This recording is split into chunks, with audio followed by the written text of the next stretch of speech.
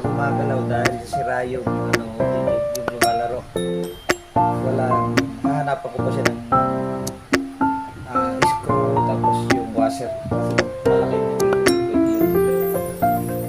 okay na yan. Survival yan. At least makaka ano na naman.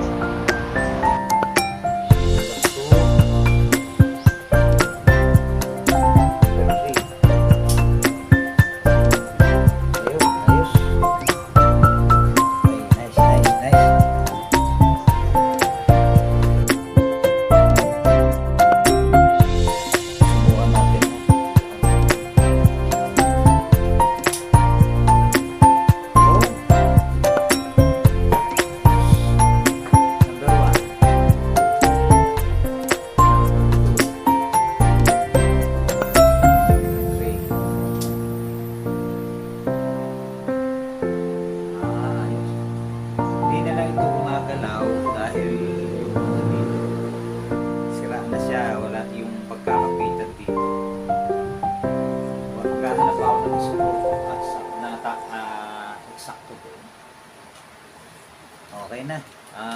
Survival na yan. Nakalibre na yung ating 1,000 plus na pambili ng ano. So, gano'n lang guys. Kung may mga gamit kayo na ano, gaya nitong simple na electric fan, pwede naman nating ayusin sa basta ano, maayos lang siya at pwede pa.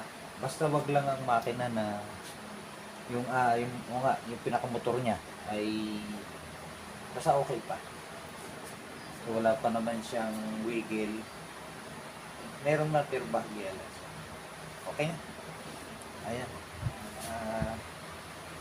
Successful naman yung ating kahit pa paano yung ating ginawa.